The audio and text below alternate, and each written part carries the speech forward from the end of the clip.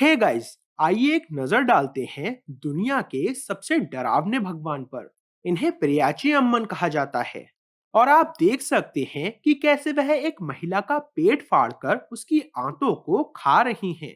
ध्यान दें कि वह अपने 8 हाथों में से एक में बच्चे को पकड़े हुए हैं। और आप यह भी देख सकते हैं कि वह अपने पैरों में से एक पैर आदमी के पेट पर रखी हुई हैं और उसे त्रिशूल से मार रही हैं। ऐसी क्रूर मूर्ति को भगवान के रूप में कैसे पूजा जा सकता है?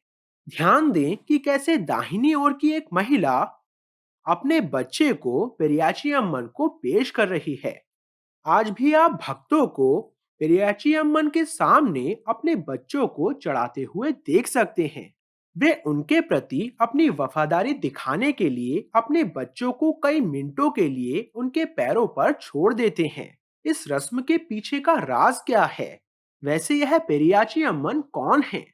पेरियाची अम्मन को अक्सर गलती से काली माना जाता है, जो एक हिंदू देवी हैं।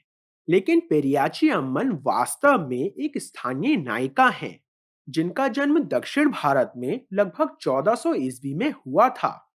हाँ, पेरियाची अम्मन एक ऐतिहासिक चरित्र है, ना कि पौराणिक। दक्षिण भारत के तमिल या द्रविड़ अपने पूर्वजों और ऐसे लोगों की पूजा करते हैं जिन्होंने समुदाय की भलाई के लिए असाधारण काम किया।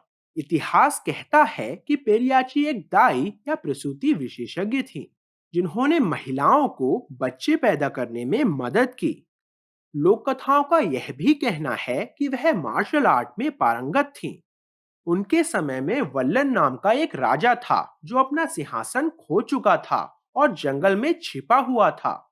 उसकी पत्नी बच्चे को जन्म देने वाली थी, लेकिन ज्योतिषियों ने चेतावनी दी कि अगर बच्चा कभी जमीन को छुएगा तो राजा मर जाएगा। इसलिए जब पेरियाची अम्मन ने प्रसव कराया तो जैसे ही बच्चा पैदा हुआ, राजा उसे मारना चाहता था। जब पेरियाची को इस बात का एहसास हुआ तो उसने राजा को जमीन पर पटक दिया और उसे त्रिशूल से लटका दिया। जिस रानी ने अभी अभी बच्चे को जन्म दिया था, वह भी ज्योतिष में गहरी आस्था रखती थी और बच्चे के लिए एक संभावित खतरा थी। पेरियाची को रानी पर इतना गुस्सा आया कि इन्होंने उसका गला घोट दिया और गुस्से में आकर उसकी आंतें खा लीं। इतिहास कहता है कि इन्होंने बच्चे को गोद लिया, जिसने बाद में उनके लिए सैकड़ों मंदिर बनवाए।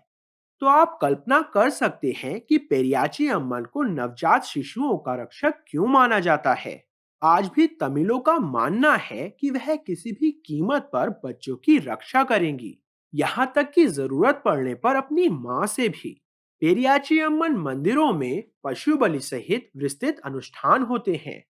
सिंगापुर और मलेशिया में रहने वाले तमिल प्रवासी उनकी विरासत को विदेशों में ले गए हैं और पूरे दक्षिण पूर्व एशियाई देशों में कई मंदिर हैं। आप पेरियाची गुड़िया को सिंगापुर और मलेशिया में भी खरीद सकते हैं। ग्रीक, हिंदू और माया के अन्य सभी देवताओं की तुलना में पेरियाची अम्मन स्पष्ट रूप से सबसे भयानक की श्रेणी में सबसे ऊपर हैं, क्योंकि वह इतनी डरावनी दिखती हैं। मुझे लगता है कि पेरियाची एक शानदार देवी हैं जो न्याय करती हैं और किसी भी कीमत पर बच्चों की रक्षा करती हैं। आप क्या सोचते हैं? मैं प्रवीण मोहन, देखने के लिए बहुत बहुत धन्यवाद। सब्सक्राइब करना ना भूलें और सभी अपडेट्स पाने के लिए घंटी के बटन को भी क्लिक करें। कृपया इस वीडियो को लाइक करें और अपने दोस्तों के साथ शेयर करें और मैं आपसे जल्द ही बात करूंगा। बाय।